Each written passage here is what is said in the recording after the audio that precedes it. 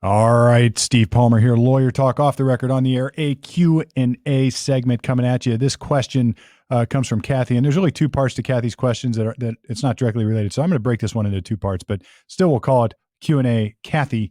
Her first question has to do with fighting words, and she asks, fighting words, I have heard in rare cases, if the insults are nasty enough, a judge may throw the whole assault case out.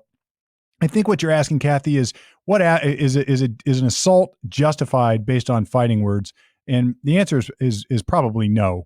Maybe sometimes yes, maybe sometimes who knows. And let's talk about fighting words first. Back in the years ago, I think in the 40s, the Supreme Court of the United States, in a case called Chaplinsky versus New Hampshire, first sort of address this idea of fighting words, that certain words are so nasty, so horrible that you can criminalize them.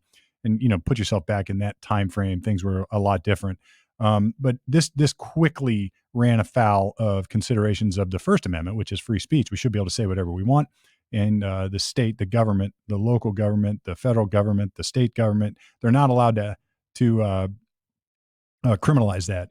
Well, the U.S. Supreme Court somewhat disagreed. They said fighting words can be so nasty that some of them can be criminalized, and they upheld the New Hampshire statute. That has been slowly winnowed away, or at least chiseled back over the years. And in the Vietnam era, there were several cases involving protests like "fuck the government" and "forgive the language." But then comes a bunch of cases, basically screaming insults at police, and most of the time those have been deemed to be protected speech under the First Amendment.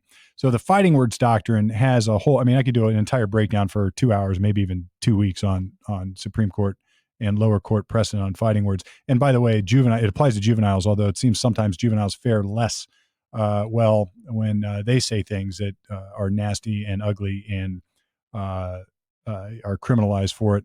But there was a case called Tinker versus Des Moines Independent School District, where a young man wore a black armband, I think, into school to protest the Vietnam War. And the quote goes something like this. I love this quote, is that juveniles or students don't check their constitutional rights at the door when they enter a public school district or a public school. In other words, you don't lose your constitutional rights, particularly your First Amendment rights in that case, simply because you went to school. So great stuff. Great question. We're going to take part 2 of Kathy's question in another segment, but stay tuned. And by the way, you got your own question, you got your own comment, you want to engage with the Lawyer Talk, that is me, go to lawyertalkpodcast.com. Lots of stuff going on there. You can submit your question. I get them on email.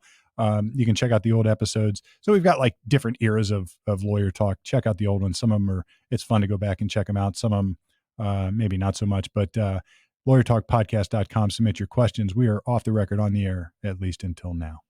Hey, Steve Palmer here from Lawyer Talk. Thanks for listening. Hope you enjoyed it. Check us out, all our social media. Like, share, interact, ask your own questions. We're here for you.